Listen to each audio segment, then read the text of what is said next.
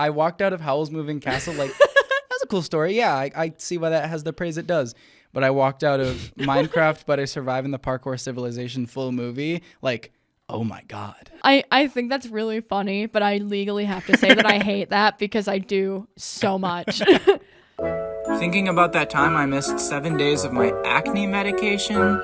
So then I spent like 5 days trying to be like androgynous and like a little more masculine. And then I like snapped out of it. I'm like, what are you doing? Swallow your estrogen. What is this?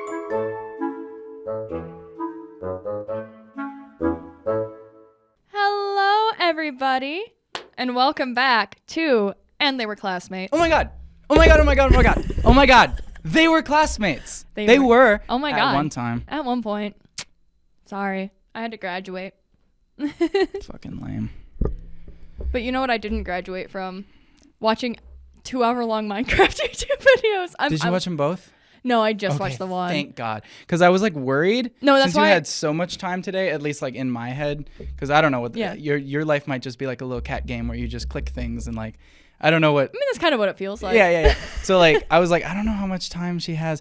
But yeah, we both just watched the one. Yeah, so for those who don't know, this video has been out for a while. But it just recently blew up extra hard. Because I feel like it's that first clip blew up. Where it was like, why are we like role playing a parkour civilization? I got into it because I kept seeing the one block vertical jump for beef memes. Yeah.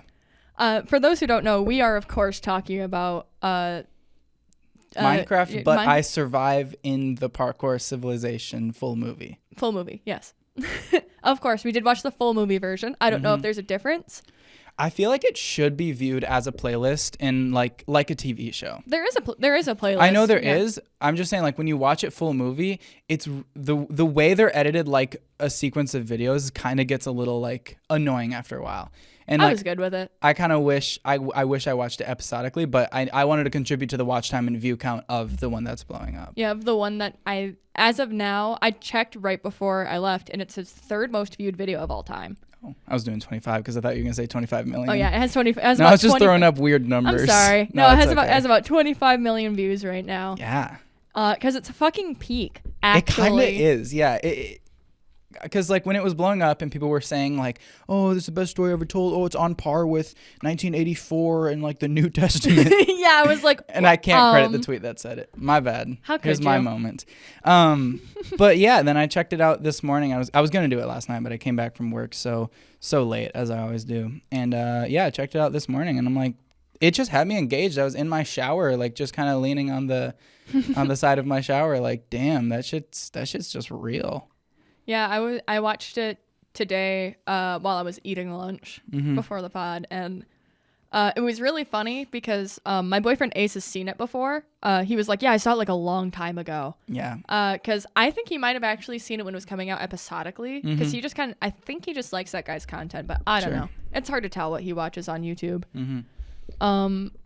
But I kept, every time I looked over during like, just, looking over to see what he was doing, I would catch him like half looking over or just fully like turned and looking at, and just like, because I'm watching it on my iPad, like on my lap. So anyway, if you haven't seen it, because we're going to get in some spoiler talk. Not that it's crazy. Like at the end of the day, it's like a Minecraft machinima, but I really strongly recommend it. Yeah. And it's genuinely like a really good narrative experience. Yeah. As long as you can get past the YouTuber accent. Yeah. But that really adds to it. It kind of does. Yeah. Anyway, did you see my tweet? I don't remember. I said, okay, so the leather boots are the baby trans, and the iron boots are the passers, and the gold boots are the stealthers. That's some 4chan ass posting. Yeah. I thought it was really funny. I heard Ace laugh from the other room when he made it high enough that he unlocked capitalism. Yeah. I was like, oh, you don't just get your food every day? Mm-hmm. Yeah. It was such a cool video, and I love the way the narrative is, and because like at the beginning when it's like I have this memory of how this all started, and you think that's like actually just kind of a hint, or you're going to see the full memory later. I love what they did with like, no, we give everyone that memory to give them like some dumb reason to do all this. That was so cool. I thought it was really funny because when I was watching it, like Ace showed up at my house with our lunch, like right after the, like right before that. And I looked up at him. I was like, it's funny. Like, that they had the memory and then they just went, well, and then there was the jump to the civil, like they didn't bother to do any world building. I respect that. And he was just like, yeah. Yeah, that's what you have to be like in those situations. I hate when you're watching something and then you have a question, or someone else has a question and you've seen it and you're in that weird position where it's like, do I lie? Do I give a weird like in between answer? Do I say the truth? I love that, just being like, yep, there's no world building. Big plot hole. Good on you for noticing. No, I just thought that was funny because I was like, yeah, no, that's what I do. Yeah. Like, fuck it. No, and I thought it was really funny. Well, that kind of thing.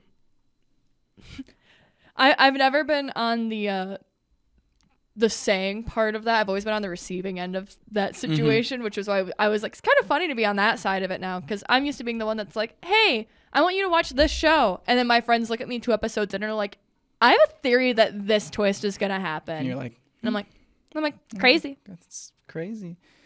Yeah, I'm going to move this chair. It's pissing me off.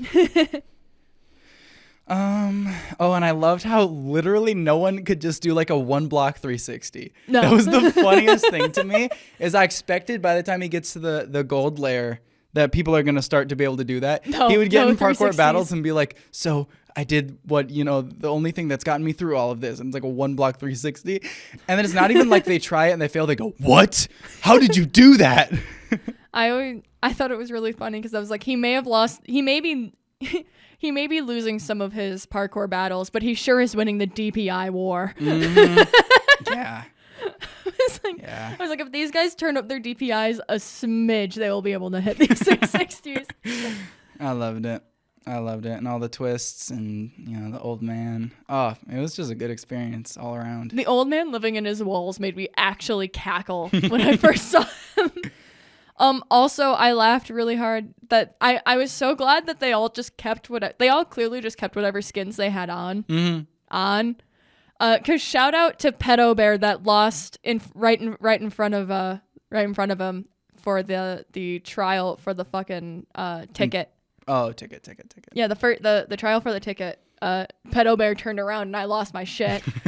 Almost as hard as when they were all lined up as parkour pros and the master showed up and it was very clearly Sonic the Hedgehog right in front of him. I noticed that. And I'm like, I've used that exact Sonic skin back when I was 12. I was like, I know that one. Yeah.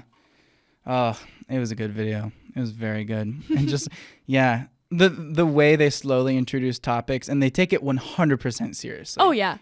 There's not like, I always hate when something like that, when the immersion will be broken by like, it goes like in 50% zoom, they go, oh God, why am I doing this? Like, I hate that. I don't mind it as long as you pay in parkour, I guess. Like, I hate that type of writing or even just delivery. Yeah, I just love how it's something that has to be done well, and most of the people that do it don't do it well. It just comes across as lampshading. Yeah, because that's what it is at that point. It's them being like, well, I can't take it seriously. So, no, lock the fuck in. Yeah, and that's what they did. And it's one of those stories, like after my brother and I watched Oppenheimer, we were in you can't compare. We were in Universal Studios and we walk out of the Universal Cinemark and the world just felt so weird after an experience like that. And that's exactly how I felt walking onto campus after watching Minecraft But I Survived in Parkour Civilization. Like, everything just felt different. Are you being serious right now? I'm genuinely being serious. I mean, probably just because my mind was in that for 2 hours straight while I woke up and showered and did all of that. Yeah. And I'm like watching it in my car on the way. Mm-hmm. I think my mind was just occupied like that and it didn't switch to school mode. So it was just a little jarring. But like, genuinely, like the world just felt different for 30 minutes or so. To be fair, that is how I felt after finishing A Court of Silver Flames this week. So I can't make fun of you for feeling that way about a Minecraft video when I felt that way about a fairy smut book. Mm-hmm. So we're doing great between the two of us. This adulthood thing is going really well. Oh, we're crushing it. This is what it's all about. Yeah. Well, we also shared another narrative story experience in the past. unequal levels of both quality and cinematography. It didn't make me feel the same way. That's really funny. I hate that. That's really funny. Like I walked out of Howl's Moving Castle like that's a cool story. Yeah, I see why that has the praise it does. But I walked out of Minecraft, but I survive in the Parkour Civilization full movie. Like, oh my God. I hate that. That's really interesting. I think that's really funny, but I legally have to say that I hate that because I do so much. As much as I enjoyed the cinematic experience of Minecraft, but I survive in a hardcore society, not hardcore, parkour. Mm-hmm. My brain always goes to hardcore. Yeah, hardcore parkour. Hardcore parkour. It'll never leave my brain. No, it's 2012 forever. Exactly. 2012 will never die in this house. Nope. At least not in mine. Some say it's been 14 years or 12 years. Nobody's saying it's been 14. Well, some people do, apparently. Yeah. Many have said. Yeah. But anyway, we saw Howl's Moving Castle. We did. For its Ghibli Fest. Mm-hmm. 2024. So and it's the 20th anniversary of Howl's Moving Castle this year. Yeah. So I told Nolynn that I wanted to go see it, and for me to get free tickets, she has to come with me. So no, I'm kidding. I wanted you to see it. Really? You wanted to see a movie with me? Oh boy, you want to eat my free popcorn? Yeah, exactly. Yeah, and it was a good time. I liked it. I liked how I was like when they spoilers for Howl's Moving Castle. Sorry. Spoiler podcast. Sorry. When they revealed that Sophie shouted out to Howl and then like find me in the future, I was expecting it would just be an infinite paradox, but I like how it did resolve itself. Yeah. You know, they actually had like a conclusion because I feel like I'm just used to that trope. Trope tier list. Yeah. Of just there being a paradox in the story, and it's like, wow, how did this start? How will it end? You know. Yeah. But I like how that one actually had a, you know, it was like it's revealed at that point in the story, and then it's resolved. I like. Yeah, that. I like that. Well, because whenever Ghibli doesn't give a fuck about your time paradoxes. Mm-hmm. Yeah, Sophie went back and yelled, "It's me, Sophie, find me in the future." And then like 10 to 20 years later, he sees this random girl on the sidewalk that first of all has an entirely different hairstyle. Yeah. That he would not recognize. But he goes, "That's her." Yep. Yeah. There you are, sweetheart. Mm-hmm. I looked to you when you said it. And I'm like, yeah. I saw you in the corner of my eye like turn. And I'm like, that's the line. There it is. That's what she said. There it is. Yeah. It's been so long since I watched Howl's Moving Castle for the first time, and I didn't want to like talk to you about your first time experience watching it until we were like sitting down for the pod. Of course. Because I didn't want to waste all of our good content on us hanging out. Oh, exactly. God, it's got to be for the sleepy viewers. If we're not monetizing our content for those of you that what's that podcast that they keep listening to us after? LOL podcast. LOL podcast. Shout out to LOL podcast for funneling all of our views through autoplay. Literally over 45% of our views on the last video were from LOL podcast, and it's like I appreciate it, but it's also like, are you all sleeping right now? Yeah, no, for clarification, we're talking about you guys clicking from an LOL podcast video to our video on YouTube specifically. Like, okay. Spotify listeners, I know you're loyal. Have we checked our Spotify metrics? Yeah, we got 50 plays. Do we have 50 plays total? Let's go. That's enough. I think a couple of them are me. Yeah. Every now and then. Every so often I check to make sure that they're still being uploaded on Spotify because I know how to check YouTube. I don't know how to check Spotify. Yeah. Howl's Moving Castle. Howl's Moving Castle. On my way here, I was thinking about it. I was thinking about it with my little brain. You got your little list of quebbin for me? It's not really a list. It's more just vibes. Okay. Because that's how I do. I do vibes. Mm-hmm. I know a lot of people. I was explaining to you. For those who don't know, Ghibli movies are kind of this very specific. Like, there's this. I don't know how to describe it, but Ghibli movies very much go, okay, take my hand and just say yes, like through the whole thing. And some movies that's a lot harder than others. I know. You said The Boy and the Heron. You saw that, and that one is one that's very heavily. That was a little tough. Yeah. Yeah. You have to just go. Yeah. Okay. Mm-hmm. Okay. Yep. Cool. That's the rules now. Yeah. And Howl's Moving Castle doesn't really get into that until the second half, which I feel like, because that's when it starts kind of. Yeah, where they move the castle into her old house, and then there's also this field to go into, and it's like, okay, I'm like following as good as I can, because we're still doing the different doorways. Yeah, like, but that's the rule. And it's like, how did these doors connect? Where was the field before? But like, yeah, it's like I'm accepting. Yeah. Accepting.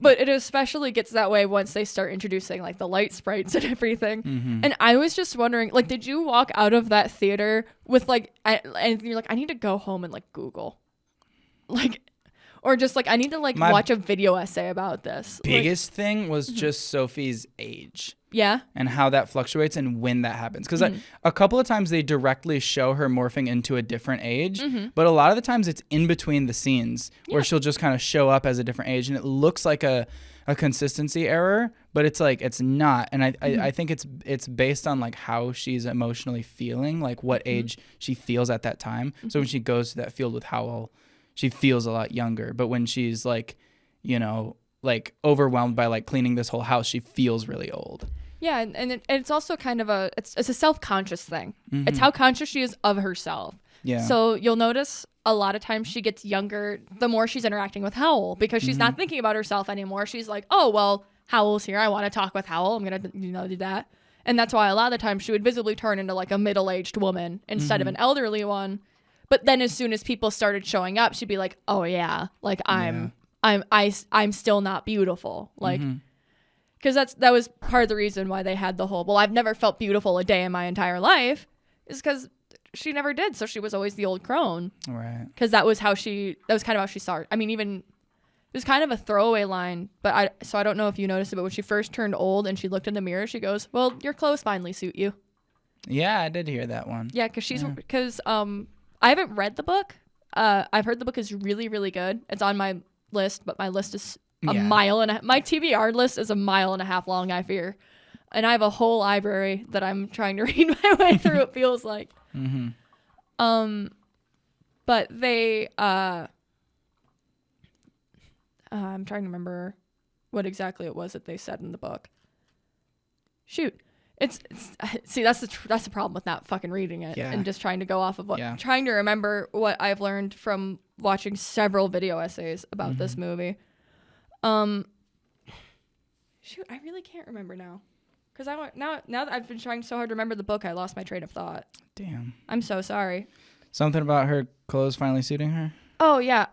That it mentions, like, explicitly in the book that some of the other girls make fun of her for the fact that she exclusively wears little old lady clothes. Right. That's part of why, like, they're like, oh, Sophie will never go out. Because she's always wearing, like, she's never wearing clothes to go out in. She's wearing the little old lady clothes, and she's wearing, like, dotty, like, not very flamboyant hats like the rest of the girl in the shop. Like, it's kind of like how, not to be that guy, but it's kind of like how I have a tendency to go out, like, and where I'll have like weeks at a time where I'm dressing like someone's middle-aged mom. Like, I'm wearing like old grandma sweaters and like really like simple basics, whatever.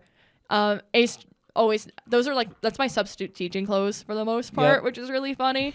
Because those were also like my shift lead clothes when I was working at Cracker Barrel. And it's very much that like dressing a little too, just because, it's comfortable. It's nice, whatever. But you're still not, when I was going out to like the bars after I was done with work, I'd kind of be like, oh, well, I'm not dressed for this at all. Like, and that's kind of where Sophie always was.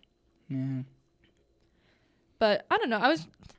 I guess I kind of wanted to hand it to you and be like, if you had any, not like questions about the movie specifically, but just like if there's anything that you were like, oh, I saw this part, because it's also a movie that you can like interpret. Yeah. So I'd love to hear your thoughts on it as a first-time viewer versus me as someone that's seen it a couple of times now. Yeah. More than a couple. I didn't really hold a lot of like interpretations like that. And I didn't get like a clear like life-changing moral from it or anything. That's fair. But it was it left me with that same feeling Boy and the Heron did, where it's like, damn, like American animation versus Japanese animation. And here we've got migration, and it's 4 ducks, and they're going south, but some of the ducks are dunces, and they're young, and so this is their first ever migration, and they get stuck in New York City. And it's like, I just don't like modern animation. But like things like Wild Robot, Puss in Boots, third one, Spider-Verse. Those are those cool ones that are like, this is what we can still do with animation. You know? Yeah. I mean, I feel like, you were asking me on the way home if Ghibli movies were like kids movies. Yeah, well, I was specifically comparing them, like kids movie versus Ghibli, and you're like, pause. Yeah. Like there's a distinction there. Yeah, because in my mind, Ghibli movies, and in marketing. I was gonna say beyond your mind. Yeah, beyond my mind. But realistically, Ghibli movies are made to be movies for everyone. They're not made. Honestly, there are a lot of Ghibli movies that I wouldn't show kids because they're kind of freaky. Mm-hmm. Like, Spirited Away, I would not show kids. I know a lot of people do. I watched it as a kid, but I would not maybe start with that one. You know, maybe start with Kiki's Delivery Service, because Spirited Away gets really intense. Howl's Moving Castle did get really intense at some parts. But Howl's Moving Castle I would show to a kid because that's not as intense. It's a lot of, I guess technically it'd be cartoon violence. You know what I mean? Yeah. Versus like the way that sometimes Spirited Away can feel terrifying as a kid. I don't know if you've seen it. Nope. It's tough as someone who's one of my favorite movies is Spirited, starring Ryan Reynolds and Will Ferrell. It's tough every time I Google Spirited. It's like the better one, and I'm like, no, actually the 2022 Christmas musical that I hold near and dear to my heart. But no, I haven't seen Spirited Away. No, but short. This isn't spoilers because it's just the plot. It's about a girl that basically crosses into, I would call it in American terms a fairy world. But it's very entrenched in Japanese culture. It's just hard to Americanize that. And she immediately, she's immediately separated from her parents. Her parents are placed under a spell, and then she has to try and get them back so that they can all get out. It's one of those things where it's not like meant to be scary. It's one of those things that like it's made for kids, but I wouldn't show it or not made for kids, but it's made ideally to be able to show kids, but I wouldn't. I feel like where it's like it just gets emotionally heavy, and it's like, do you want to show a kid that and answer all the questions and and it's not and there's even parts of it where it's like it's just like really, really intense. Like there's parts of it where Chihiro, the main character, is going through like, I want you to watch Spirited Away at some point, so I don't want to give too much away, but it's like she's going through some, like, the animation itself can be really intense and really scary, the way that things change and morph. There's a lot of stuff that ends up kind of falling into the uncanny valley, but in like the way that it's meant to, where it's supposed to be like off-putting because it's, these are all spirits. Right. Because I believe that most of them are based off of real spirits in Japanese folklore. I don't know for sure because I'm not. I studied contemporary Japan when I studied Japan. My bad. I could tell you way more about about what it says about Japanese society at the time than what it's saying about the folklore. But I feel like Howl's Moving Castle is one where it very much, I wouldn't show it to like a little kid, but once you hit like 7, you're good. You have fun with the visuals and the humor. Yeah, the explosions might be a little scary. The burning cities. Yeah, but it's not like Grave of the Fireflies is, for Grave of the Fireflies is just like depressing and heavy and makes your heart hurt and like, because I was explaining that one to you a little bit. It's about 2 kids living through World War II in Japan, which every movie made about living through World War II in Japan makes, like, living everyday lives makes me so sad. Sure, yeah. Because In This Corner of the World is another one like that. It's not a Studio Ghibli movie, but it's gotten a lot of comparisons to Grave of the Fireflies over the years. It was on Netflix for a long time. I don't remember if it's a Netflix original or not, though. I don't think so. but it's really, really good, and it makes me sob every single time I watch it. Because there's something about, like, I don't know, there's something about the horrors of war that really just gets me, you know? No, but, like, really, it's less the horrors of war and more the innocence in war, if that makes sense. Sure. Which, Howl's Moving Castle is a movie that's so aggressively anti-war. Like, pretty much all Studio Ghibli movies are all anti-war. Of course. In different ways. Pro-war Studio Ghibli movie. 2029. No, Hayao Miyazaki would fucking rise up. If Hayao Miyazaki was dead, he would rise up from the grave to stop that from happening. And he does not want to be alive. That man has wanted to be dead since 1992. Right. I really like that. I don't know how much you were paying attention to because you were. I feel bad for saying it, but I you're was looking scrolling. You're scrolling a little bit. Looking at my damn phone. You're looking at your damn phone during the Ghibli Fest ads. But they were talking a little bit about the making of The Boy and the Heron, and then more specifically winning the award. Yeah, I was looking at that part. Okay. Because it really because they were like, where is he? Yeah, no, the second that the animation category came up, for those who don't know, at our Ghibli Fest, because no one would know that, in our Ghibli Fest, the clip that, I don't know if they showed this clip it would, before because since it's a Fathom event, it would be the same playlist. So I think this showed before all Howl's Moving Castles. Okay, and it was after sure if 7 p.m. too. So yeah, I wasn't sure if that was something that they would like shuffle, you know, because sometimes they do that depending on the company. Yeah, so they were showing a clip of a little bit talking about the making of The Boy and the Heron, but mostly it was just showing Hayao Miyazaki and his team winning the Oscar for Best Animated Feature. And it was really funny because the second, like, it's showing all of them sitting around, like, they're all on call with each other to find out. And then the Best Animated Feature category comes out, and they look around, they're all like, where is he? Because fucking Miyazaki went to the bathroom. He came out to find out he'd won an Oscar, and immediately was like, okay, everyone gets a bonus. And I'm talking a good bonus. I'm going home. Yeah. That's cool to have that, because it's not like he doesn't care. It's just that kind of like stoicism towards it, where it's like, yeah, just make my fucking art. Oh, I got an award. Chill. Well, honestly, he doesn't. Like, he's always said that he's never really cared about awards. I don't remember if he's ever actually gone to accept an award that he's won, because he just wants to make art. Sure. He just wants to make stuff.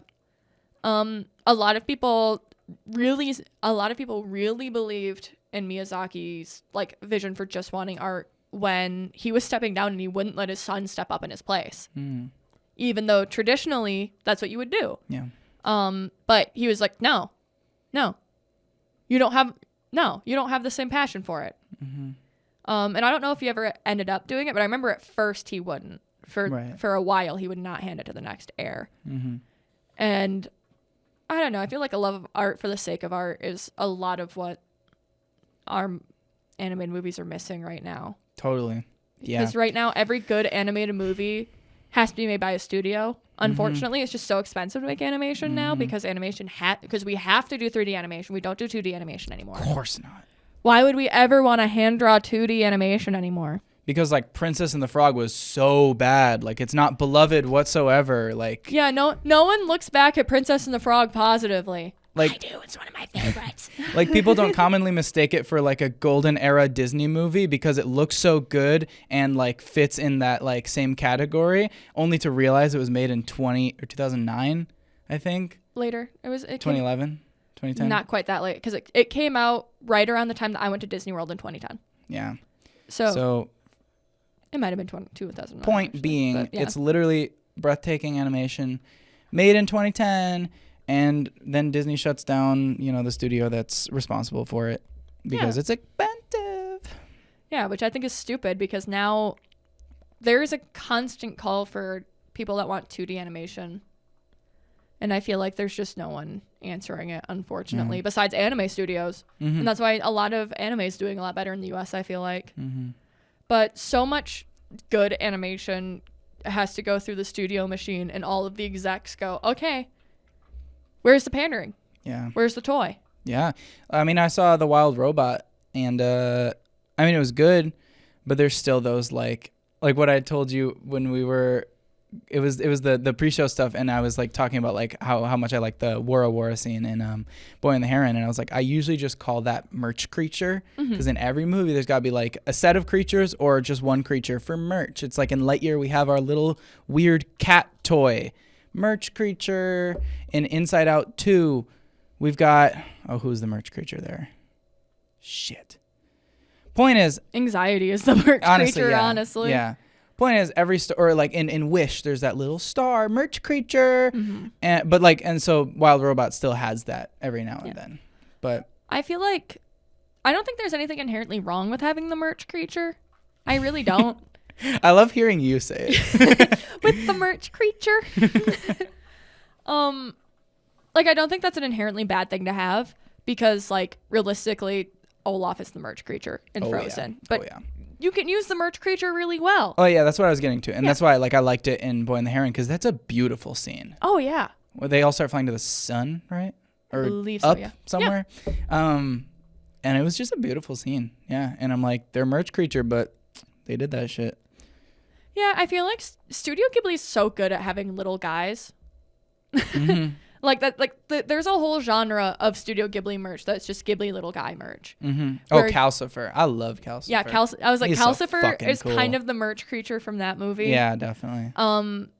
It's just whatever you see on the T-shirts and Hot Topic is the merch creature from that movie. You know, like whatever you watch the movie and say, I kind of want a plushie of that, but I'm not sure. Yeah, that's merch creature. In Kiki's Delivery Service, Gigi, the little cat, who has kind of become the merch creature, which is really funny because in the movie there is a little stuffed toy that looks just like Gigi, and that's like a plot point. Yeah. So that's they've built in the merch to the merch creature. I like when they do that a little bit. Oh yeah. When it's like when you kind of want one of the Pixar balls when you see one. Oh yeah. You're like, aw. I like when they build the merch creature into being merch creature in the universe a little, like the Toy Story aliens. That's kind of cool. I always. Have you seen Mitchell's versus Machines? Such a good movie. We should watch that one together. That's a Netflix movie. That's a Netflix original. I think we should have brought it up on this podcast. I've probably brought it up before. It's one of my favorite recent like family animation releases, even though you could argue whether it still counts as recent because it came out in like 2020, I think. But the Mitchells as a family have a dog that's like very much a merch. It's like it's a derpy little like pug that's tiny and doesn't say any, like it doesn't talk at all. It just makes noises. It sounds like a rattling toy when it moves around, which is how you know that it's a merch creature. Yeah. I love this term. Use that in your everyday life. I'm gonna start have a using discussion it more with your family about merch creatures in media. Honestly, I think it's a good way to refer to it. That's just what I'm gonna call it now. Yeah. But Mochi, the dog's name, if I remember correctly, is Mochi. Is also like a member of the family. Yeah. And has a part to play in the storyline. And that's fine. That's cool. Just don't give me a stupid little merch creature that's just flying next to the protagonist the whole time. Exactly, yeah. And that's the problem with the damn star in Wish. I didn't even watch Wish, but I just from the previews you get enough. I hate trailers that are edited like a shortened version of the movie. Yeah. Why are we doing that? Because quitted? Because I honestly, this is my hot take. This is my conspiracy theory. Hot take time. I think it's an overcorrection for the twist villain. I think that now, because people got so fatigued so quickly with not just the twist villain as a whole, but just like for some reason for like 10 years, everyone needed that weird plot twist right at the end that they like none of that affected the last like third of the movie. Yeah. And for a lot of people would ruin the movie. The Adam Sandler joke. Hans is a bad guy? Yeah, no. But I feel like because so many people wanted to do that because the twist villain became a thing for so long that having like the M. Night Shyamalan giant plot twist became like a thing where then it became a marketing tactic of like, oh, you don't want to miss the twist. That now people got so sick of that now they're overcorrecting to, well, now we don't want to surprise audiences because they don't want to go out to see a movie that they don't like the last third of because on streaming you can just watch that little like. Yeah. It just makes me mad when like the Wish trailer in the first 30 seconds they show the king and then he does his little twist and it's like we weren't but it's like in the trailer. I hate that. Yeah. I don't know. I get it though, but I hate it. But I get it. But I hate it. But I get it. Well, Disney especially is afraid of trying to bring out twist villains now because they had so many movies that failed because people kind of went, oh, there's another twist villain.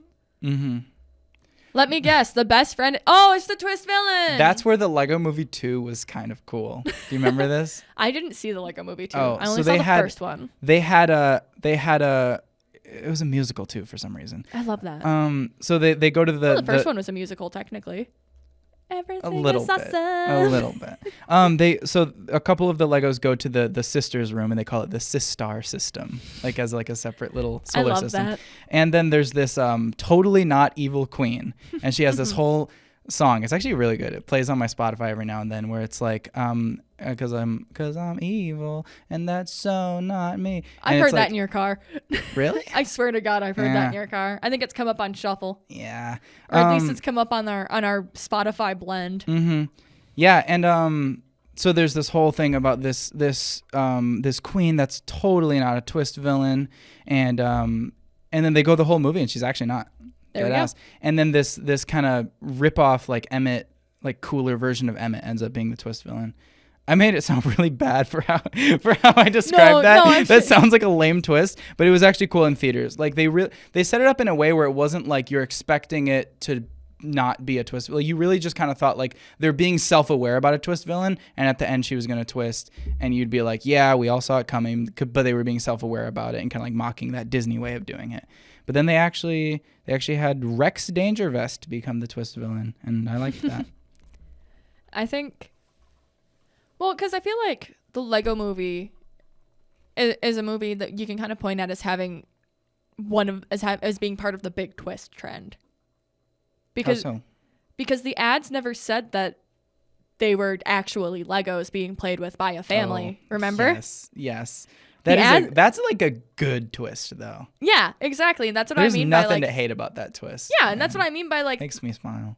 Like that kind of thing that was really good was part of what fed the trend for a while. Sure. It's kind of like... To bring it back to hardcore civilization, it's kind of like how the YA dystopia genre can be directly tied to that. Mm-hmm. Because I remember I was watching it and I kept being like, oh, this is hitting all of like the YA dystopian beats. But in like a good way, like this is the chosen one YA dystopia narrative. Mm-hmm. But you're doing something cool and unique with it, so it works really well. So unique, so cool and so unique. God. Well, I saw a comment underneath it. I don't remember. It really sucks because I wish I legitimately thought about like writing down who said it, and then I remembered that it's YouTube comments, and there's a 50% chance that it's just a bot that's copy pasting another comment. It's true.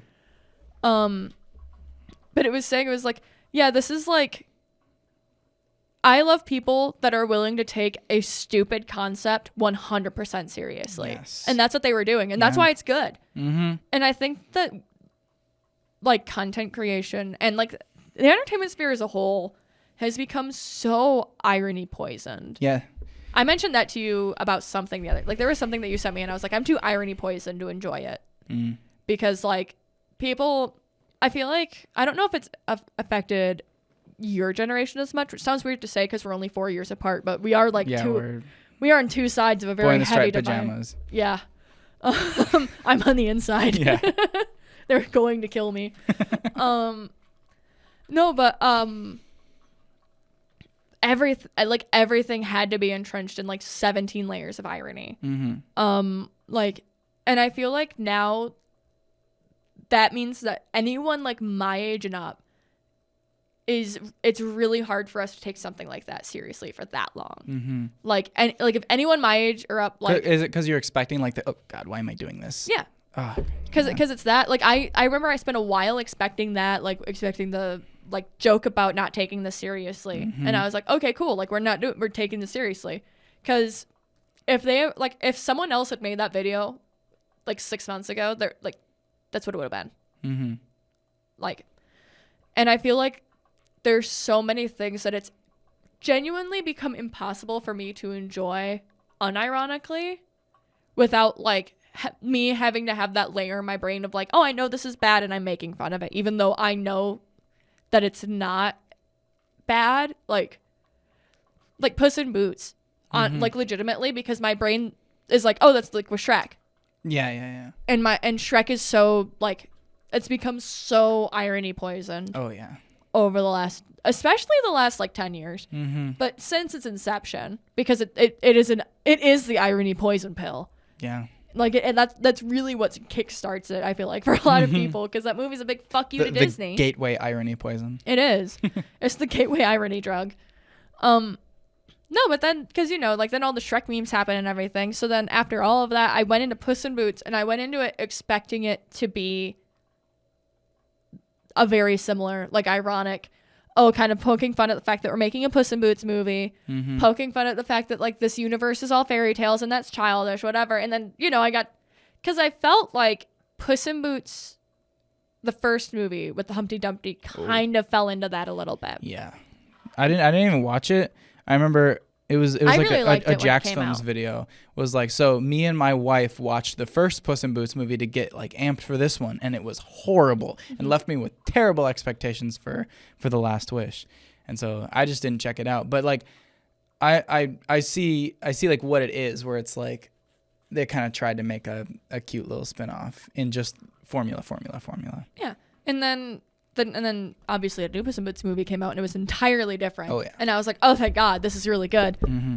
But that's what I mean, where I feel like a lot of stuff, like, enjoyed by people my age and made for people my age ends up kind of getting dipped in the irony, whether, like, we want it to or not. Mm-hmm. And so it's really nice to have media that doesn't kind of want to step back and make the joke about, oh, like, isn't it funny that this is a Minecraft roleplay? Isn't it funny? Yeah. Like they didn't say the word Minecraft once. Oh, in no. That. I don't think they did. That was the thing I was thinking.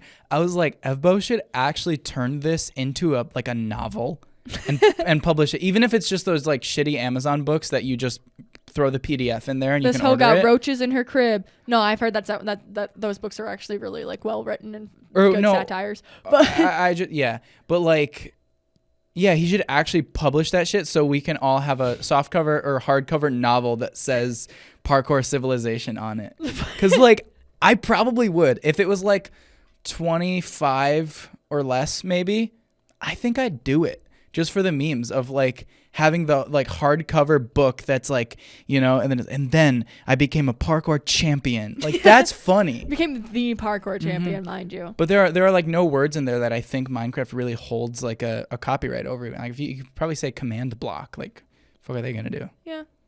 Well, Minecraft is also very, I don't know if they still are, but it feels like they must be pretty willing to sign over the rights to talk about them as long as it's positive. Oh yeah, that's the thing, because there's a lot of weird like there's a lot of spin-off Minecraft books that like Mojang doesn't really care for. It's like, no, go make your bag, queen. Yeah, like I'll never forget the Minecraft joke book thread on Twitter. Yeah. I wish I could, like, Ace used to have like half of those memorized just like off the cuff. He would just look at me and he'd like rattle one of them off and it'd make I don't know if he still remembers them because that's kind of, I don't want to call it like an ancient joke, but it's older now. Yeah, it feels ancient with how rapidly the internet ages. It's ancient in internet years, much like myself. I keep like okay, I need to break the fourth wall for a second because it's obviously it's a school year. Our space is being shared. Our space is being used for a lot of other stuff, including classes. One of the cameras that we were joking about last week got like moved and turned on and whatever, and I keep like looking at it, expecting it to turn towards me. What do you mean turn towards you? I don't know. Like you're expecting it to like pan over? Yeah.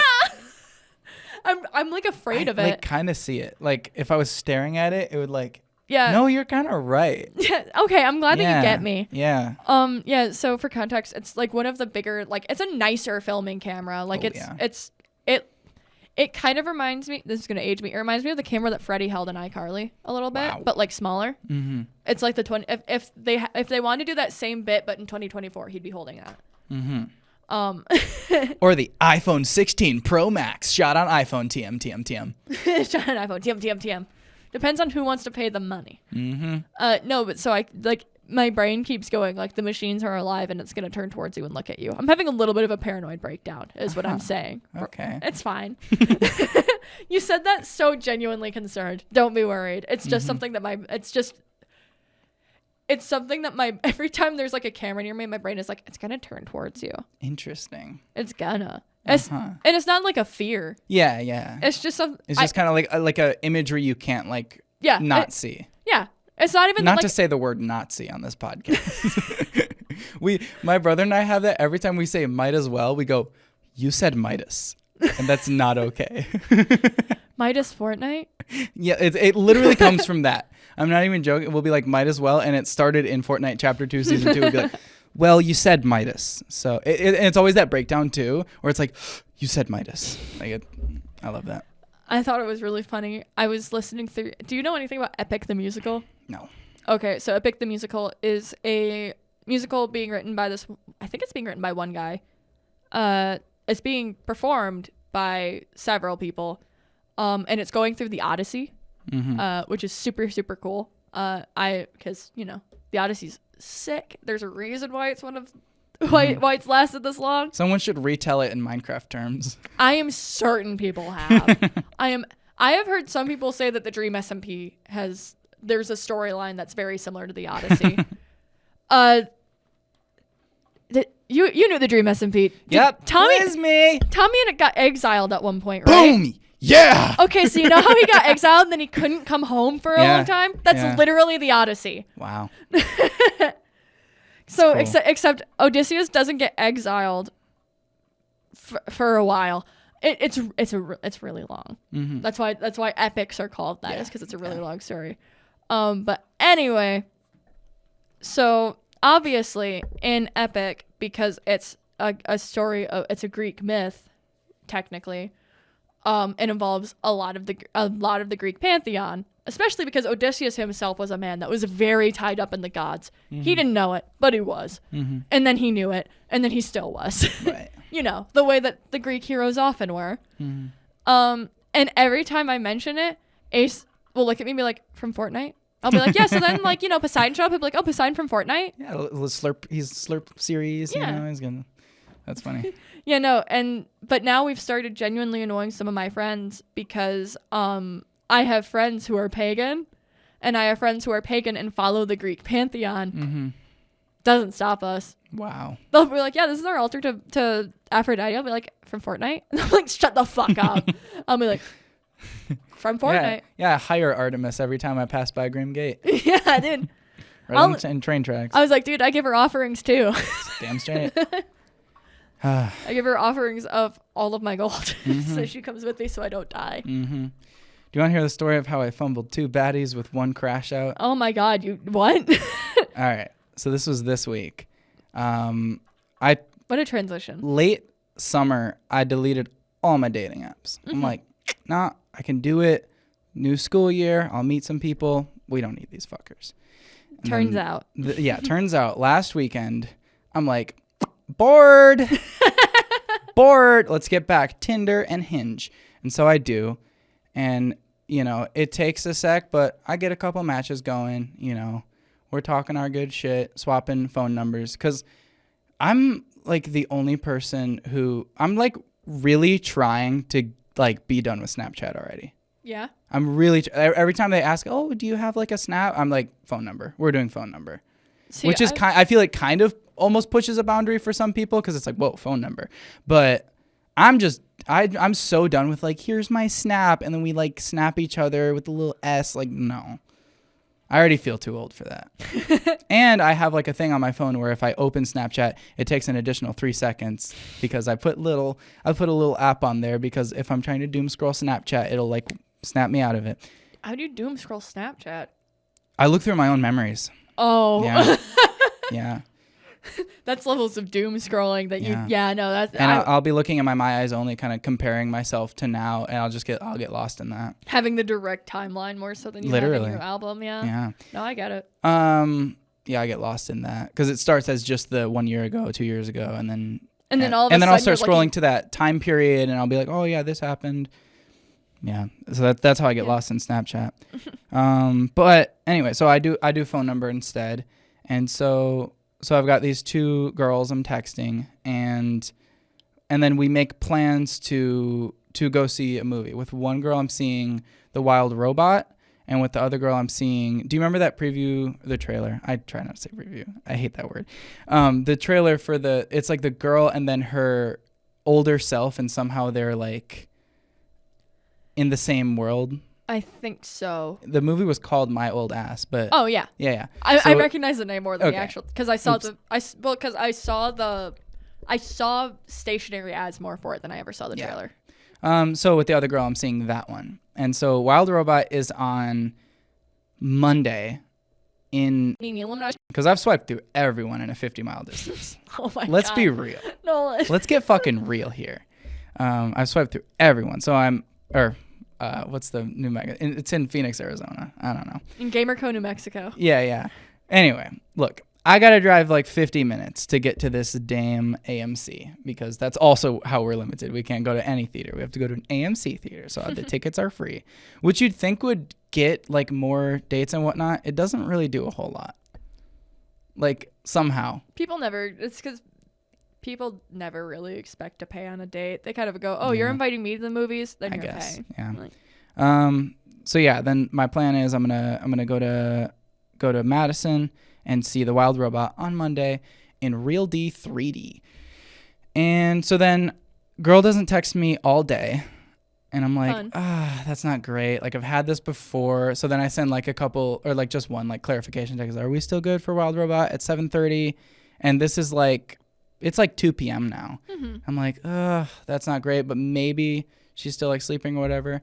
And then around like 3 or 3:30, she sends me a text like, hey, I got such a busy day at work. It's just been crazy. I've just been nauseous for the past hour. I want to call it off. And I'm like, I still have that, like, my week kind of blocked, the rest of my day blocked out, because it's like 45 minutes, eat, movie, 45 minutes back. It's like the rest of my day is kind of in. And so I'm like, we could reschedule, but it's like, it's in a couple hours. Like, do you think maybe we could still make it work? Mm-hmm. And then she was just like, no, then she didn't respond to that, I don't think. And so then I start texting the other girl. Oh my God. About how upset I am about how my plans were ruined today. And then as I was explaining it, where I'm like, no, because like this girl like literally like just like called it off after like being nauseous for 1 hour. It's like, oh. And then she's like, no, I kind of get that though. It's like sometimes work is like that. And I'm like, yeah, you're kind of right. And so now neither of them are talking to me anymore. Damn. But this is one of those situations where I totally understand where I was wrong. You're like, wait a minute. Yeah, you let people reschedule. I'm just so sick of rescheduling. I'm especially when it's like I've been nauseous for an hour. It's like, come on, but like I get it. But like, come on, but like I get it. I don't know. I'm a chronic tummy ache haver, and I can respect being like, no, I've been, well, especially because the way it sounds like she was nauseous at work too. Yeah, that's a whole different ball game. That's not I'm sitting by the toilet for like 20 minutes at a time. I have to like talk to people and do things. But yeah, it was just.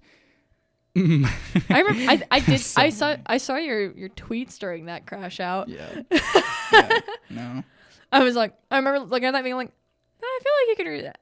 We'll talk. I'm just not gonna mention it. But again, this is one of those situations like I realize where I fucked up. I'm not like literally no one will ever hang out with. It's like, yeah, that was rough. You're like, no, I crashed out and I lost. Yeah, that's fair. That's fair.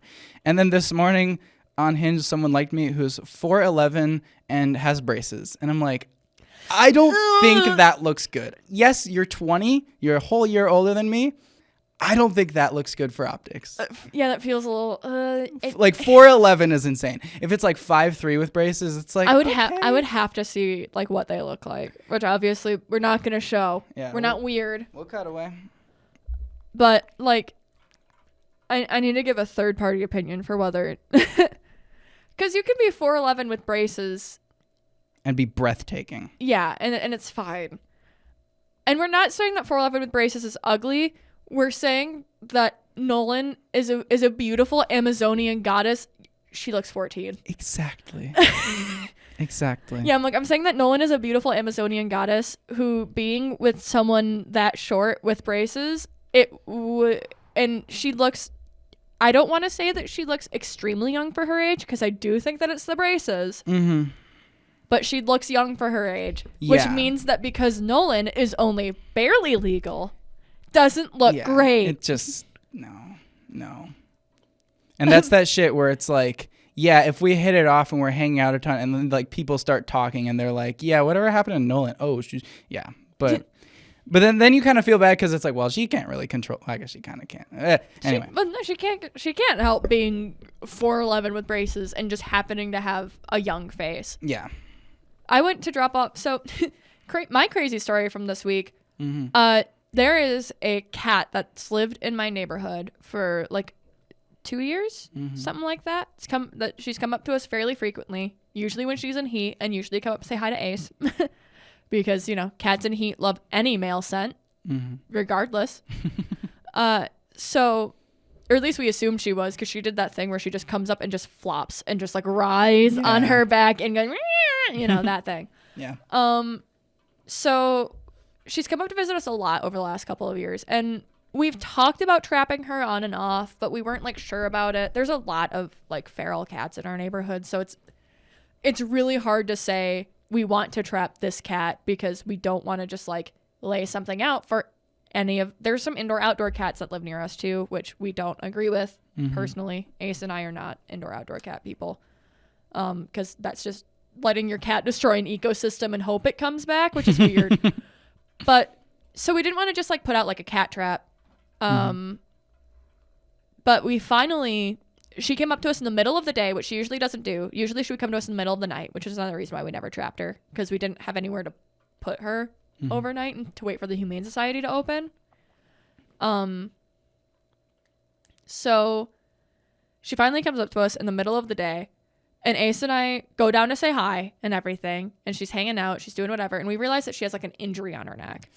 And we're like, okay, it's time. Yeah. So Ace stays out there with her. I go down to the basement, grab a big old box, stab some holes in it, do all that. We finally drop it off. And so the Humane Society here is just outside of town. It's on the brink, yeah. That's where I adopted my cat. Yeah, it's like halfway between our two towns. Yeah, it's like kind of in a weird spot, because you see it's in this city, and then it's like, oh, why is it like on the brink of this city? Why is it literally touching the edge of it? Yeah. No, but so because of the way that the Humane Societies in our state work, you have to like live in the service area for them. So I had to go in and like tell them my address, where I found her, all that stuff. And when I'm doing that, she looks up at me, the intake woman looks up at me all of a sudden, she goes, "Wait, you're over 18, right?" And I was like, "Yeah." You're like, "Look at my ID when I was 17. I'm like, "No, because she didn't even have to check my ID or anything. She just asked me, and I was like, I'm like 23. But it was the first time I've been confused for a teenager in like years. And I realized, like, as we were leaving, I was like, I looked over at Ace, I was like, she thought I was a teenager because I'm not wearing any makeup. Oh, wow. Because I was there in pajamas. Oh, yeah. Because it was like 11 a.m. So we went and did that. And then as we left, I want to adopt that cat so bad. I really do. I can't, because I can't, like, I live with my grandma, and my grandma grew up on a farm. And in her mind, cats are barn cats. They don't live in the house. Interesting. They don't necessarily live outside, but they don't live in the house. Yeah. And so they live out in the barn, and you give them food, and they keep the rats away, and you hope they come back to the barn at night. Like that's what she thinks cats should be. Huh. Because 91. Oh, yeah, like I get it. Yeah. 91-year-old woman grew up on a farm in Whitewater, went to a one-room schoolhouse. You cannot, like, that's yeah. I cannot. We do not share the same social constructs. I cannot fault her for being like, no, animals stay outside, because they did. Yeah. Dogs herded and then came back and they stayed in their house outside. Cats stayed in the barn, whatever. But it's really unfortunate for me. Yeah, yeah. Who wants a cat so badly, who wants that cat specifically, and she's a little sweetheart. So I know she's going to get, like, we went into the Humane Society with, like, dogs everywhere, realistically. I went in, there was a puppy by one door. Like, there's 2 doors to get in. There's 1 puppy by one door. There's 5 dogs by the other. Not to mention, when I first walked in there were when I first walked in, there were 7 total dogs. I counted because there was someone that was in there trying to do an emergency surrender of his 2 dogs. And they were like, we don't have room for an emergency surrender. Here's a number to call to see if any of the other ones around us do. Which I was like, yikes. And, you know, everyone's in there because our local Humane Society also offers a lot of services, a lot of vaccination, a lot of spay and neuter. Like they have a veterinary office in there. Like our Humane Society is great if you can get in there. It's great. But so we brought this cat that we know has been living on the streets. She has a little, and she didn't even like balk at all the dogs in there. She was chill. She was cool as a cucumber the whole time because she was chilling. She busted out of the box that we brought her in because we were using like an Office Max like file like paper box. Yeah. So she found like a crevice in the side and just busted through. Yikes. Which was really funny because, you know, we were driving down the highway and I was like, what? Cat. But once she was out, she was chill. Because then she was in the love of her life, Ace's arms. Right. Because I was driving and he was holding her. Yeah, and after all that, like, we set her down, and it was, like, after, like, I set her down, and Ace and I, like, got out to the car, and I started, like, I was like, I want her so bad. Yeah. Because I was like, no, I'm not going to see her anymore, and I know she's a sweetheart. I know that but Ace also looked at me, and he was like, you know, she wasn't wearing a collar, but we don't know if she had a chip. For all we know, she belongs to someone in the neighborhood, and we just took their cat. True. To the humane, but we're like, but like we said, she doesn't have a collar. Yeah. But she's not skinny. She doesn't have a bunch of fur missing. But like I said, the reason we took her was that we noticed she found like. Yeah, exactly. It's the right thing to do. Yeah, she had never been injured before when she came up to us. At least not that we saw. But we don't think that she belongs to anyone because she had like mite problems in her ears. Right. And usually house cats don't get ear mites. Yeah, we got really lucky with my cat because we were like, sort of. Like, my mom wasn't, like, fully ready to adopt a cat, but we were, like, because we had a cat who got to, like, 17 or 18 years old, I think. Yeah. And maybe even 19. And then we had to put him down in 2020, like, almost right before COVID, too. So it was, like, a weird, just because, like, dehydration, and he's just getting to that age. Oh, yeah. And so we put him down, and then we just didn't have a cat for, you know, 6 like 6 months, but 6 long months, you know, when you go from having a cat to not. And so we were at the Humane Society, and we're like, we saw one that we really wanted, but they're kind of like, you gotta like adopt them today though, you know. Yeah. But with this one in specific, she still needed like some shots or something that was like, she'll be available for adoption in 1 week, but she's here now. And that was just kind of perfect. Because we, like, weren't fully ready to, like, it was just, like, my mom and my dad thing. Like, me and my brother were like, yes, we like this cat. But my mom's kind of like, So it just ended up being the perfect thing where it's like, yeah, we have... It gave you a good transition. Exactly. Week. 1 week to, like, kind of know what to expect. And it was so funny. When we finally got her, on the drive home, she sounded like a Minecraft cat. Like, just that exact, like, same type of sound, yeah. And then when we brought her to my room, the dog comes up. And this poor cat doesn't even know how to hiss yet. So she goes to the dog. I thought it was crazy when we were bringing the cat. You know, we got her we got her in the box. We got the lid on, and she has to, because we put like a towel in there, she kind of has to like, she can't stand up all the way, which we hated, but we didn't have any boxes big enough that she would actually be able to stay in. Like all the boxes we had that were big enough for her to stand up super comfortably in were like, the tops wouldn't have held, or they'd be too bulky to try to carry around. Like they were too wide. So we were like, well, we'll do this and we'll put like a towel in it so that she can lay down comfortably. Yeah. And she was perfectly fine in there until we started driving. Yeah. And then she started freaking out, which I can understand. That's a lot. Totally. But I thought, like, when she busted out, she was fine when she was in Ace's arms. I'm not kidding. Like, she busted out, and I could feel her, like, scrabbling around, but she didn't have her claws out or anything. Like, I felt her paws, and I could feel that her claws were there, but they weren't out. You know, like, I didn't get scratched or anything. I could just feel the like, texture. And, I don't know. But once she was, like, out of the box, and she could, like, get out and see, and, like, Ace had an arm around her and everything, she just sat there. Yeah. And then once we were at the Humane Society, like, even when I got out of the car, she didn't even look over at the open door. I left Ace in the car while I did the intake paperwork before, because we didn't have a cat carrier for her anymore, right. obviously. So I went in and I like gave our name, what happened, and I got the cage. I came back out and she walked right into it, like, which is part of why like I really want her, because I can tell that she's so docile. Yeah.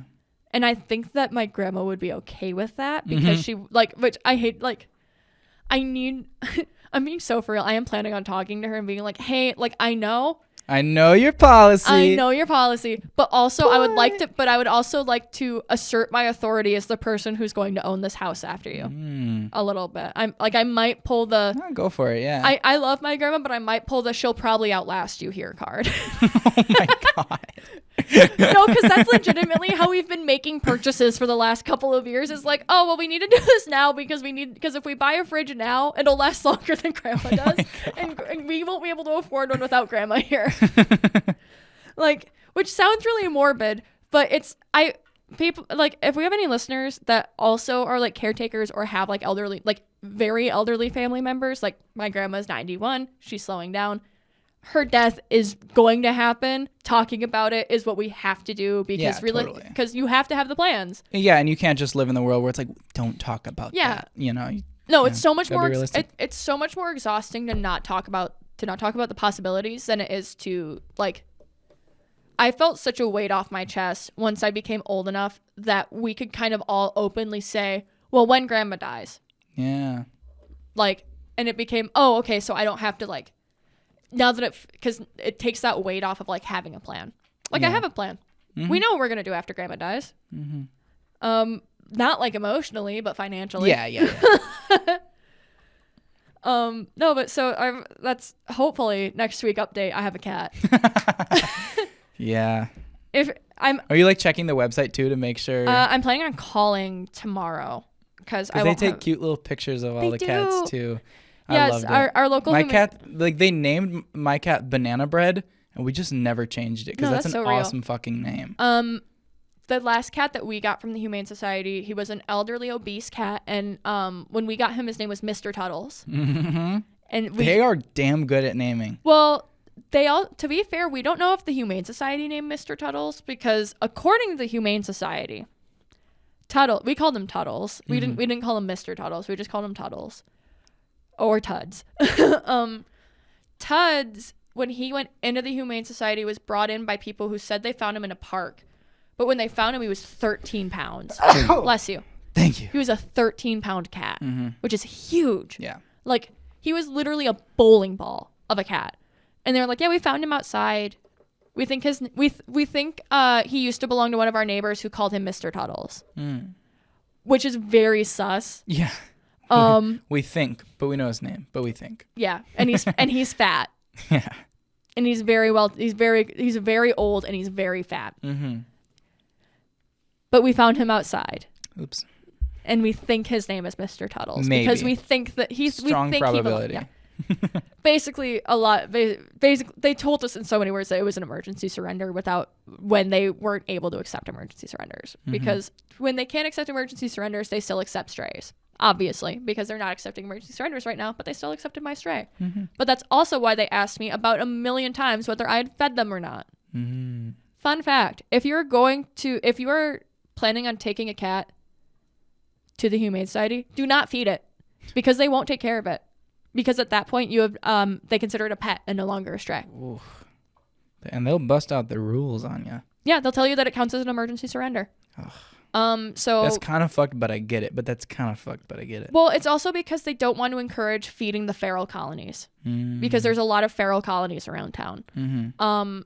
And it's really difficult to, first of all, unferal those cats. It's very rare. Our local chapter actually has a trap and release policy for ferals. I don't know if you know this. No. If you bring in a stray and they find out that it can't be rehomed, because they are a strict no-kill shelter for any reason, which I also appreciate. That's why I was willing to take her there. If they can't get the cat suitable for adoption, if they can't be rehomed, if they can't be resocialized, they will just drop them back off. They will spay them, neuter them, give them their shots, and drop them back off within a mile of where you found them. Because they would rather have the cats out on the streets and alive but not able to reproduce than having to kill them in the shelter. Yeah, totally. Which cool. I have a love-hate relationship with because the cats didn't ask to be feral, realistically, but also that's awful for our local ecosystem of having feral cat colonies. Yeah, yeah. But that's also why they do the spay and neuter and then release, is because then live out your life, don't spread. Yeah, live out your life, which is like statistically going to be half as long anyway. And then the feral cat colonies die out over time. That's how you do it. Yeah, and it's not like they're going into these colonies and doing it. It's only when they can't like rehome the cat. Yeah, they're not they're not raiding feral cat colonies. It's when people bring in strays. Yeah. I mean, occasionally they go and raid them because you can re-socialize ferals as long as they're young enough. But it's really difficult too, and it depends on if they were house cats beforehand. I don't know. What's your time? I don't know. Are you stressing out? I am stressing out. Yeah, for those. Yeah, Isn't your heart out? It's okay. It's 4:45. Yeah, it's 4:45. Crazy. I didn't know what time it was.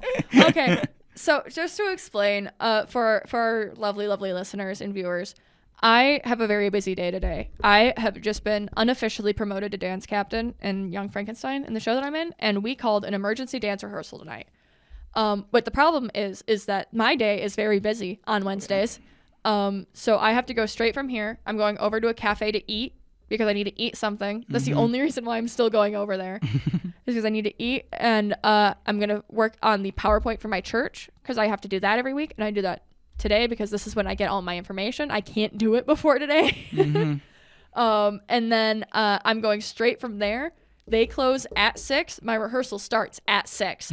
So I'm going to drive from there. And I also have to, mind you, we have a lot of construction in our town right now. So I also can't drive straight there. I have to drive around. I have to drive halfway across town, over, and then back. Because I have to drive over to the bridge from then over, and then back over because I have to go downtown. That's so much. Which it would be significantly easier if I could. It would be almost a straight shot, like 5-minute drive if one of the main roads in our town wasn't closed. But because that's closed, it's now a 20-minute drive. I'll bleep or cut this, but why not just go to a cafe closer to? Because I don't like And what about closes at 3. God damn it! Trust me, that's how I feel too. Illuminage closes at 3. No, yeah, so it closes at fucking 3, and then everything else down there is bars, and I can't drink before a dance rehearsal, or else I would sit there and do the PowerPoint, because I can drink and do a PowerPoint. I can't drink and dance. Yeah. Well, I can drink and dance. I can't drink and tap. Yeah. Well, maybe I can. Only one way to find out. I do love that our censor on this podcast is you saying John Mulaney backwards. That's so cool. I love that you did that. Yeah, because it was just first episode. I needed something to cover, a crucial location with, and I'm like, what's like the crazy, and like maybe at that point I was thinking it could just be something from the episode, like, but then I just saved it as an MP3, and it's like, now it is Illuminage closes at 3. Damn straight. Damn right, bestie. I told you this, but I sneezed this weekend against a counter and bruised my tailbone. Oh yeah, you did tell me that. Yeah, so now it just hurts to sit down, stand up, and no, you're the little old lady between the two of us. It just sucks. You're actually Sophie.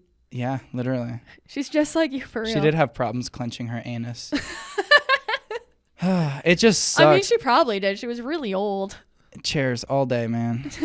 Ugh. But it is getting better, by the day. Of course. You need to take 3 Tylenol exactly, because 4 will kill you, but 2's not enough. Damn straight. That's always the rule. Legitimately, I don't know if you know this, but it's so easy to overdose on acetaminophen. Like, it's actually insane that we allow Tylenol to be over the counter. Yeah, when I say 4 will kill you, I'm not kidding. Wow. Yeah, that's how much. That's why. Suicide tips. If you're gonna know. No, if you would like a painless. It's not painless. Oh, yikes. No, but acetaminophen is really easy to overdose on. So every nurse that I know will always recommend 3 Tylenol because 2 is never enough. Let's be real. And 4 is too many. But that's why I take ibuprofen, because you can't overdose on ibuprofen. Right. So. Suicide anti-tips. Stay alive. No, but so I take like 4 ibuprofen at a time. Mm-hmm. But also because it's an anti-inflammatory, and usually I have cramps or of some, like, usually cramping is what hurts. Yeah. My back hurts, it's because my muscles are cramping. Mm-hmm. My stomach hurts, it's because my muscles are cramping. Right. Anything hurts, it's usually because I stretched it and I need to calm it down. Like, I love anti-inflammatories because I am always inflamed. Yeah. Our last episode, the intro had to get cut.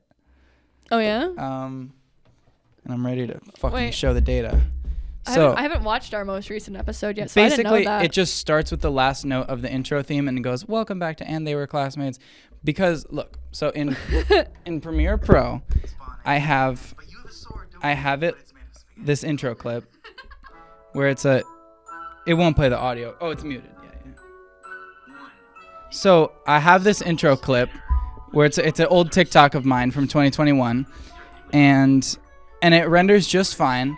But then as it was exporting, it was saying some of the media is offline, so it's going to render with a media offline graphic. And I'm like, Premiere Pro is some buggy fucking software, so I thought it was just like, it's saying that it just means like one of these cameras' videos has like audio that it can't find, but like it'll just be fine because it literally like if something is offline and like I can like, even make shit. I think I can. Okay, we're getting the live editing podcast. Right clicking is impossible on a MacBook. Hold on. It really is. Yeah. Nolynn is boxing for our audio listeners. Nolynn is boxing Premiere Pro right now, trying to get it to do it what she wants. Maybe it's not there. It's all you good. can, but I can make a clip offline to make it. But like, if it's there and it's not displaying the media offline graphic, it should render. Mm-hmm. But when we go to the fucking episode, there's just nothing, and it's like, if like the background was like that red and that was there, it'd be like okay, but like I can't publish that, especially since it's like not even my voice really, you know, like it doesn't work. And it sucks. Damn. It sucks. So that is cut. And now all of you sleepy listeners know exactly what you missed out on. Now you know why you didn't hear your good night music. Yeah.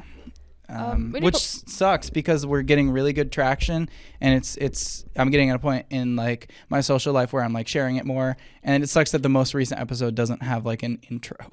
It's fine. No, it's not fine. It'll be okay. I promise. Crossing it off in my notebook. Where are we at? Oh, I have a good story. This happened yesterday. Okay. Yesterday. Movie tickets are expensive, as we all damn know. So expensive. That's why I go to movies with you. Yeah. This couple was going to see this new horror movie titled Never Let Go.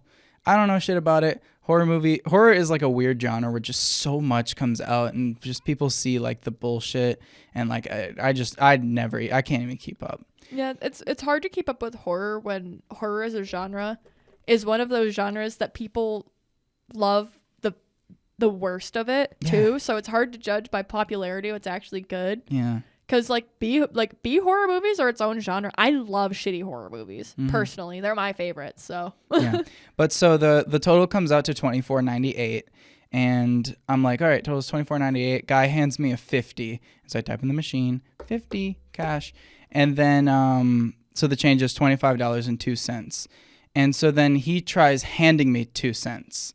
And I'm like, and then I flashed back to this memory I had of an old supervisor saying, like, if you already type the number in and someone starts trying to hand you change and like make it easy for you, like just say, like, don't accept it and just move on. Like, we're in too fast of a business. Like, you don't try to like make it work for them. Just hand them back their change and say that's all you can do. Mm-hmm. And so like, you know, in that moment, I'm like, oh, sorry, no, I already typed it in. This is your change. And he's like, what? And I'm like, no, it's like $25.02. This is your change. And he's like trying to insist these like 2 cents.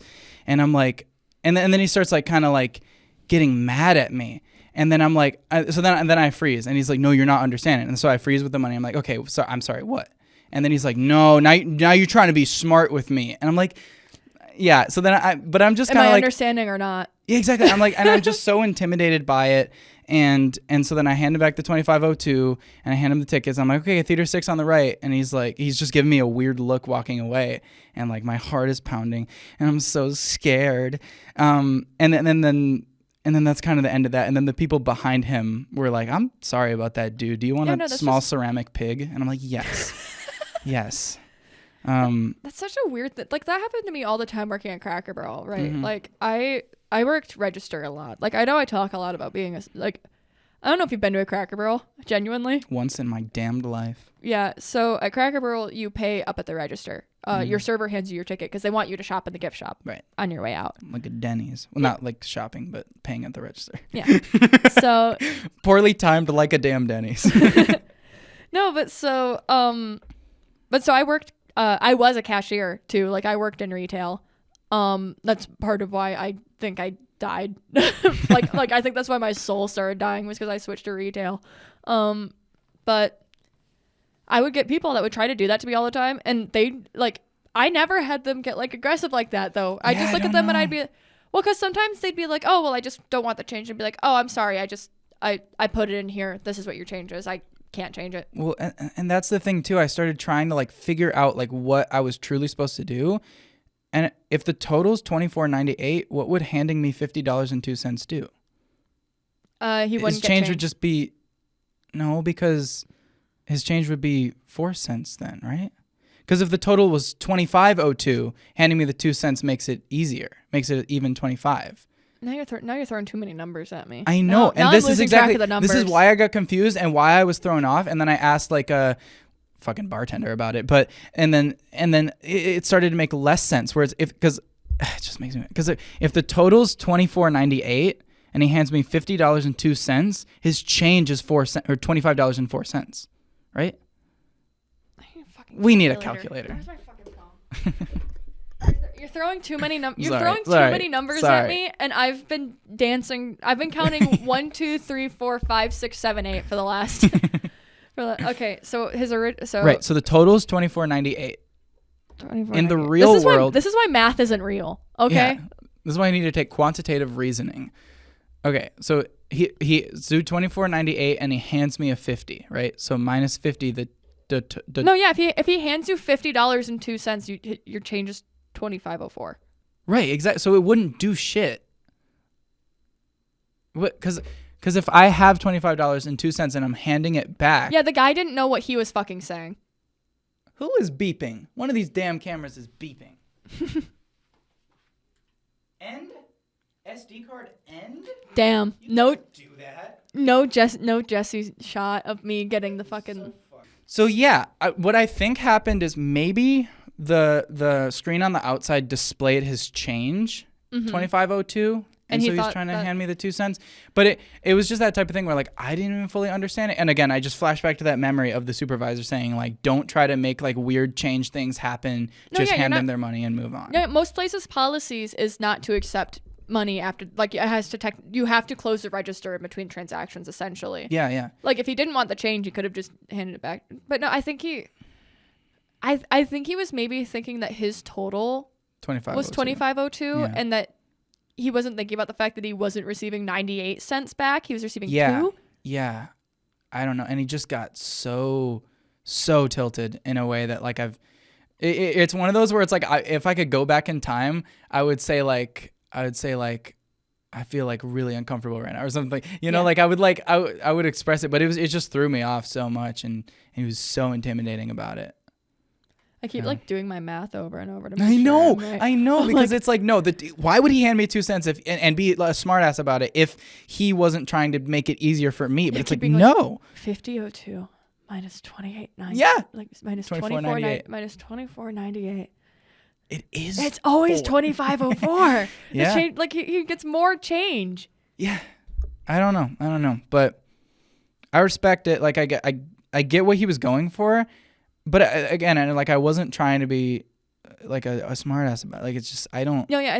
People shook me to my core. I feel like people tend to assume that if you're not coming to the same conclusion you're wrong. Right. But the problem is that he wasn't listening to what you were saying. Because I think that's part of why maybe like all of the people behind him, and also it sounded like maybe the person he was with was telling him to just kind of let it go.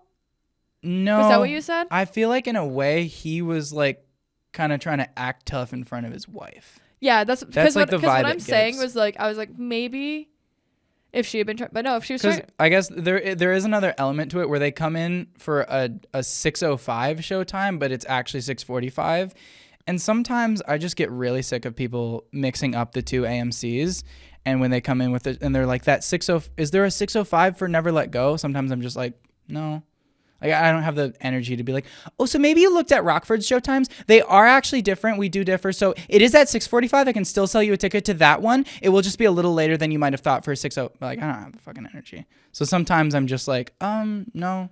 And so maybe that's where I kind of came off like a smartass. But either way, what a haunting interaction. Well, I also feel like a lot of how old are we talking? Like approximately. You don't even have to give probably a decade, just like probably middle like 42. Age. Like around early 40s. Yeah. I feel like around that age they tend to assume that anyone our age disagreeing with them is trying to be like sassy, which I think is so weird. That's another thing I wanted to, because immediately my mind just goes to the funniest thing I could do, and I was like, what if I just said, like, when I had the change in my hands, I'm 15. Sorry, I don't understand. What if I just said that?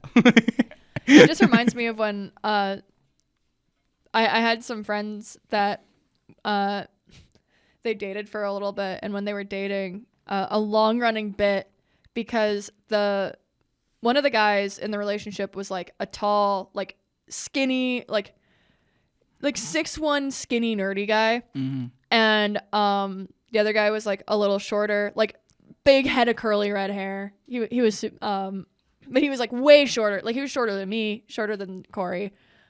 Which is my friend that was, which was my tall beanpole friend. And, but one of the running jokes was, I'm going to refer to them as the little red one, because I don't want to just be dropping names, because there's some more unique names involved here, so it's easier to find people, and that feels weird because this is their relationship. But so it's, so he would look at, Corey, the taller one, all the time and just be like, I'm 15. Is it too late to tell you that I'm 15? That's a good bit. Yeah, no, it's always a good bit, especially because we're all the same age. Yeah, like we all graduated the same year, so we all know that but it's just that significant height difference. Period. Just I'm only 15, and he'd do that like in public. Oh, like they'd be at like Target, and he'd be like, "Are you sure you should be talking to me? I'm only 15." Oh my God. And Corey would be like, "Don't fucking do that in public." This guy's here to see a 13-year-old. It's like I saw on TikTok there was this woman that pranked her husband by being like, "Hey, can you like record me really quick? Like I'm making like a Target vlog," and I'm like, "Fine, whatever." And she's like, holding her baby, and then she's walking around Target, looking around the aisles, and she like looks behind her at him, looks again.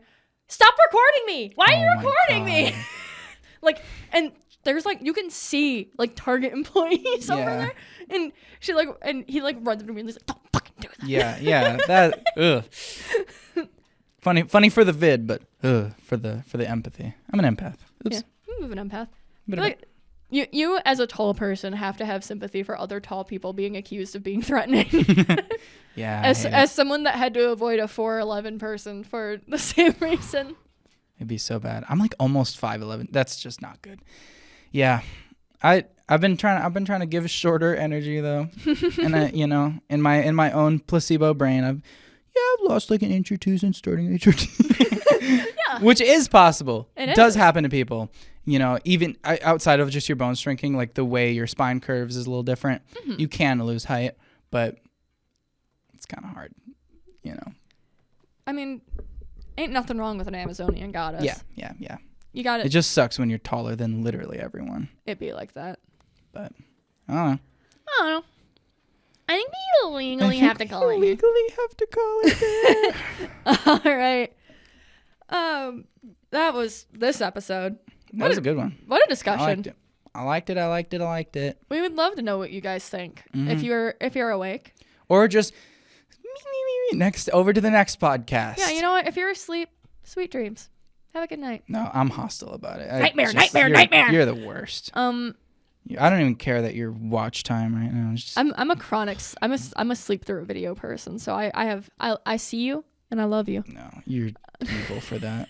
Because then I check my YouTube studio. Let's see where the latest episode is at. We're not at an hour 30 yet. Let's see.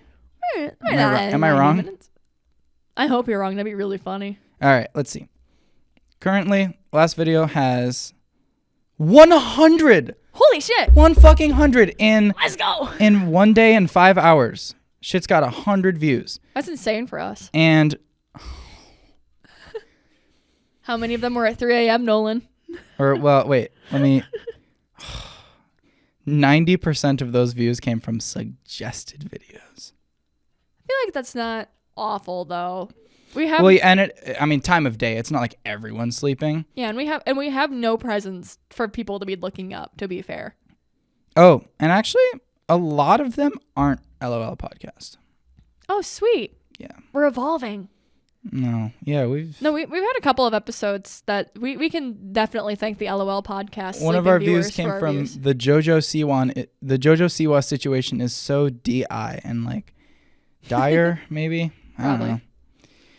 Anyway. Probably dire or disastrous. Disastrous is a good guess. It's good. One of our views came from media literacy is dead. That's fair. It's good. Yeah. One of our views came from Onision is back. So I thought you were just going to say one of our views came from Onision. And I was like, if we're getting viewers from Onision viewers, we're ending it. I'm deleting everything. I know we just finally got everything. We're moving to Patreon permanently. I'm not even doing that. I'm just cutting. No, we're just cutting the cord. Cut the cameras. I'm deleting everything. I'm deleting my own social medias. My TikTok gone. We're starting over. Yeah. Well, yeah. We've hit the hour 30 now. We did it. We legally don't have to be here anymore. We will catch you guys next Tuesday as we tend to record. If you're still awake, please hit subscribe. I think we have to accept our inevitability as a sleepy time. As a sleepy time. Yeah, maybe we turn down the lights a little bit. We own it. Maybe. I think we'd be the best podcast to fall asleep to. There we go. Make that our goal. Who knows? We'll see. Yeah. But if you are sleeping, sweet dreams. If you aren't sleeping, subscribe, comment, I love all those things. I don't know. You're getting so good at this. I'm trying to. I love it. As long as I don't adopt the accent, we'll be fine.